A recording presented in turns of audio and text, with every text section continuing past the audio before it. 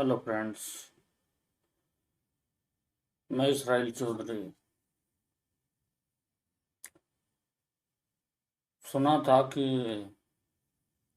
हर तरफ हर जगह बेशुमार आदमी, फिर भी आदमी का शिकार आदमी।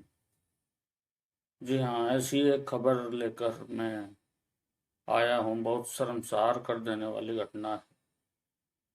आंध्र प्रदेश के इब्राहिमपट्टनम से मानवता को शर्मसार करने वाली खबर सामने आ रही है। आपको बता दें कि इब्राहिमपट्टनम के पास सड़क किनारे कटीली झाड़ी से नवजात शिशु का रेस्क्यू किया गया है। दरअसल स्थानीय लोगों ने नवजात शिशु को कटीली झाड़ी के पास लावारिस पाया, जिसके तत्काल बाद उन्होंने पुलिस को इसकी जानकारी दी। बेरहम बाप ने झाड़ी में फेंका। पुलिस के मुताबिक नवजात शिशु के पिता की पहचान शाहबाज के रूप में हुई है, जिसने कथित तौर पर नवजात शिशु को मरने के लिए झाड़ी में फेंका था, जिसे पुलिस ने पकड़ लिया है।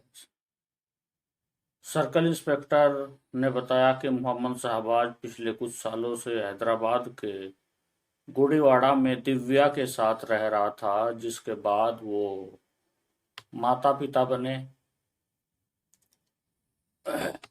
सर्कल इंस्पेक्टर ने बताया कि दिव्या को एम्बुलेंस में अस्पताल ले जाने के दौरान मोहम्मद शाहबाज ने इब्राहिमपट्टनम में कटीली झाड़ी में नवजात शिशु को छोड़ दिया, जिसके बाद स्थानीय लोगों ने नवजात शिशु को देखा और पुलिस को इसकी जानकारी दी।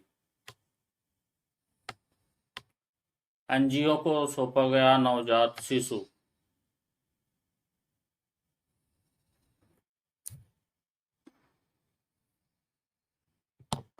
आपको बताते चले कि इस बीच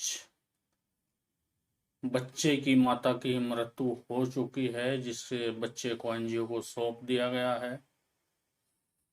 और होने वाला नवजात शिशु एक लड़की थी, जिसे पिता ने ले जाना ठीक नहीं समझा। तब स्थानीय लोगों की मदद से पुलिस ने शाहबाज को पकड़ा है। फिलहाल जांच चल रही है। उम्मीद है कि वो जल्दी ही हिरासत में होगा।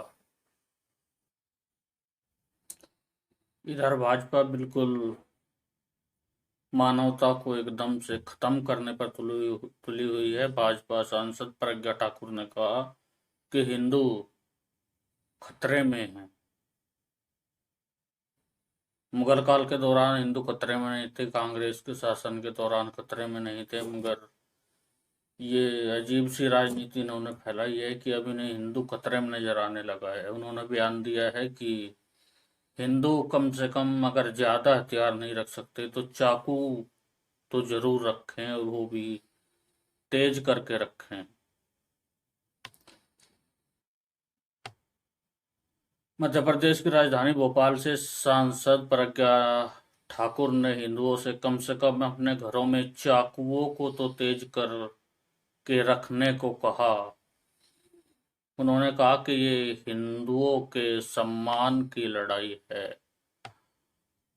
भाजपा सांसद प्रज्ञा ठाकुर ने हिंदू कार्यकर्ताओं की हत्या के बारे में बात करते हुए कहा कि हिंदुओं को उन पर और उनकी गरिमा पर हमला करने वालों को जवाब देने का अधिकार है।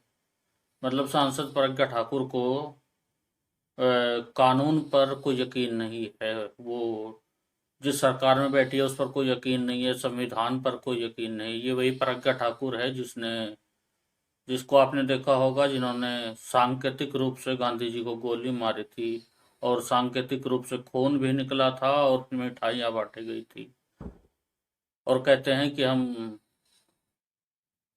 गांधी को मानते हैं। ये वही है नाथूराम गोडसे के भक्त, नफरत को फैलाने वाले।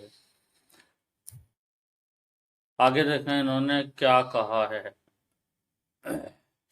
मध्य प्रदेश की राजधानी भोपाल से सांसद प्रज्ञा ठाकुर ने भी समुदाय में कम से कम अपने घरों में चाकुओं को तेज रखने का आह्वान किया, क्योंकि सभी को अपनी रक्षा करने का अधिकार है। समझ में नहीं आता कि हिंदुओं को अब किस रक्षा की जरूरत पड़ी। क्या ये हिंदू लड़कों को या नौजवानों को अब रोजगार देने के चक्कर में क्या अब उन्हें भी आतंकवादी बनाना चाहते हैं? आखिर किस ओर धकेल रहे हैं ये लोग? अपनी राजनीति के लिए नौजवानों को कहाँ ले जाना चाहते हैं? उन्होंने कहा कि सभी को अपनी रक्षा करने का अधिकार है। उन्होंने इसे रक्षा से जोड़ दिया। उन्होंने कहा लो जिहाद, उनके पास जिहाद की परंपरा है। लो जिहाद को उन्होंने पारंपरिक बताया कि ये पहले से होता आया है। अगर जबकि आप जानते हैं कि गोदी मीडिया का घड़ा घड़ाया एक शब्द है ये लव जिहाद। आपने शायद ही पहली किसी साहित्य उठाकर आप देखें तो शायद ये शब्द आपको नहीं मिलेगा। अगर कुछ नहीं करते हो तो लो जिहाद करते हैं, अगर वे प्यार भी करते हैं तो उसमें भी जिहाद करते हैं। कितनी घटिया सोच है। हम हिंदू भी प्यार करते हैं मगर भगवान से करते हैं। एक सन्यासी अपने भगवान से प्यार करता है। साध्वी की नज़र में जो है हिंदू ही है जो सिर्फ भगवान से प्यार करता है। बाकी मुसलमान तो सिर्फ हिंदू की लड़कियों से ही प्यार करता है, जिसके लिए कम से कम चाकू तो रखना ही पड़ेगा, क्योंकि वो प्यार भी करता है तो उसमें भी जिहाद रखता है। हमारे समझ में नहीं आता कि ये नौजवानों को किस ओर ले जाना चाहते हैं। मैं जो मुख्य मुद्दे हैं देश के, बेरोजगारी, महंगाई, उन सब से हटाकर बस हर वक्त लड़ाई लड़ाई, और वो भी धार्मिक लड़ाई पर ले जाना चाहते हैं। सच्चाई यह है कि आज के नौजवान जो स्कूल कॉलेजों में साइंस पढ़ते हैं वो धर्म तो पढ़ते ही नहीं, और पढ़ते भी हैं जो धर्म पढ़ते हैं वो लड़ते नहीं। और ये अपनी राजनीति के चक्कर में देश को बिल्कुल अंधेरे में धकेल रहे हैं। समझ में नहीं आता कि ये चाहते क्या हैं। बहरहाल जनता जवाब देगी कि अब देश में ऐसी साध्वी रहें, ऐसे लोगों के हाथों में देश रहे या ना रहे। मैं नहीं समझता कि अगर ये बयान किसी के भी हित में हो सकता है। इसमें मुसलमानों को भी चिढ़ने की जरूरत नहीं। सीधी सी बात है कि मुसलमानों को टारगेट करके हिंदू नौजवानों को एक गलत रास्ते पर ले जाने की ये एक बहुत बड़ी कोशिश है, साजिश है। कहा जा सकता है कि भाजपा कुर्सी के लिए कुछ भी कर सकती है, वो जनता की सरकार ही नहीं है।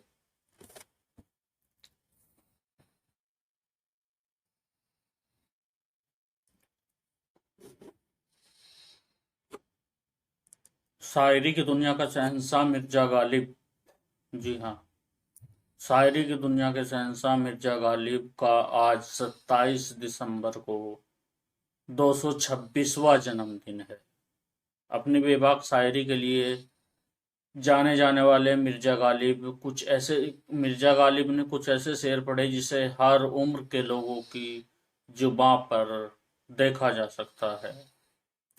दशकों पहले एक शायर ने यह सवाल पूछा था, न था कुछ तो खुदा था, कुछ न होता तो खुदा होता। न था कुछ तो खुदा था, कुछ न होता तो खुदा होता। डुबोया मुझको होने ने, न होता मैं तो क्या होता। इस सवाल का जवाब अभी तक दे पाना किसी के लिए मुमकिन नहीं हो सका है। 27 दिसंबर 1797 को आगरा में जन्मे मिर्जा असदुल्ला बेग खान को समझना किसी आम शख्स के लिए इतना आसान नहीं है। लेकिन दिल्ली के बल्ली मारान के चाचा गालिब का शेर मजा उठाने के लिए किसी उर्दू या फारसी विश्वविद्यालय में जाने की जरूरत नहीं है। हालांकि कभी कभी उनके शेर की गहराई तक उतरना बड़े बड़े उर्दू जानकारों के लिए भी टेढ़े खीर साबित हुआ है।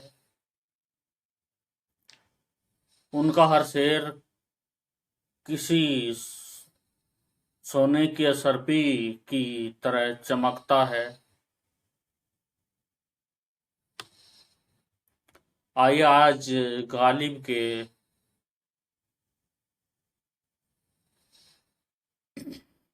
मुनकर शेर की आइए आज गालिब के कुछ ऐसे शेरों को याद किए करें जिनमें मोहब्बत की खुशबू है, सोच का समंदर है, बिछड़ने का गम है, साकी से कुछ इल्तिजा है और ऊपर वाले से कुछ सवालात भी है। हमने न माना तगाफुल न करोगे, लेकिन खाक हो जाएंगे हम तुमको खबर होने तक। बाची जाए अतफाल है दुनिया मेरे आगे,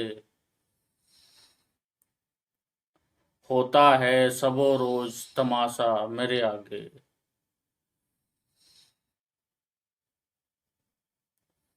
कहूँ किससे कि मैं कहूँ किससे कि मैं क्या सबे गम बुरी बला है, मुझे क्या बुरा था मरना अगर एक बार होता।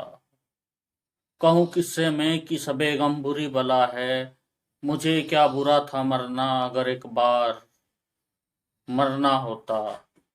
मरते हैं आरज़ू में मरने की, मरते हैं आरज़ू में मरने की, मौत आती है, मौत आती है पर आती नहीं, मौत आती है पर नहीं आती।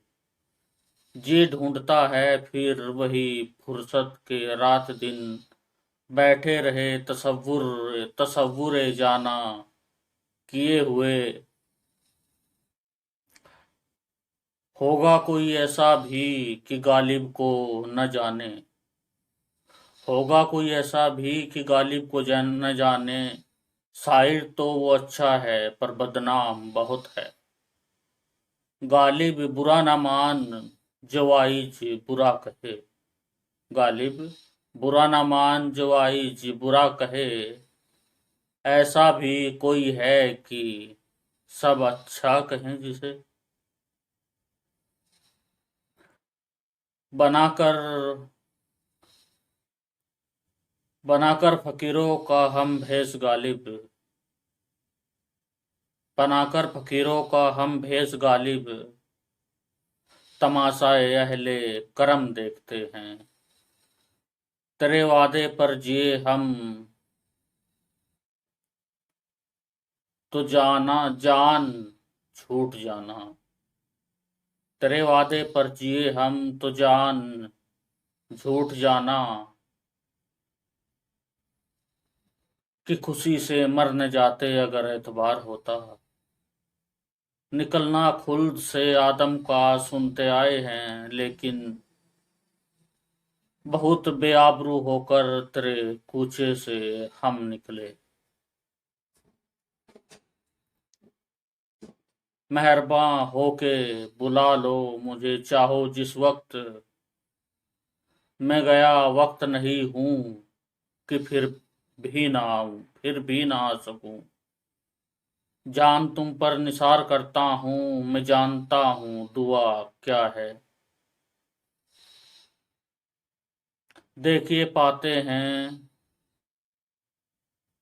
उस साक बुतों से क्या फेज, एक बरहमन ने कहा है कि ये साल अच्छा है। गो हाथ को जुम्बिश नहीं आंखों में तो दम है, गो हाथ को जुम्बिश नहीं आंखों में तो दम है। रहने दो अभी सागरों मीजा मेरे आगे। ये मसाइल तसव्वुफ, ये तेरा बयान गालिब, तुझे हम वली समझते जो नवादा ख्वार होता। एतबारे इश्क की खाना खराबी देखना, गैर ने की है लेकिन वो खपा मुझ पर हुआ। जबकि तुझ बिन कुछ जबकि तुझ बिन नहीं कोई मौजूद, फिर ये हंगामा ए खुदा क्या है। अर्जे नियाज इश्क के काबिल नहीं रहा, जिस दिल पे नाज था मुझे वो दिल नहीं रहा। जिंदगी अपनी जब इस शक्ल से गुजरी गालिब, जिंदगी अपनी जब इस शक्ल से गुजरी गालिब, हम भी क्या याद करेंगे कि खुदा रखते थे। हाँ वो नहीं खुदा परस्त, जाओ बेवफा सही। हाँ वो नहीं खुदा परस्त, जाओ बेवफा सही। जिसको हो दीनो दिल अजीज, उसकी गली में हम जाएं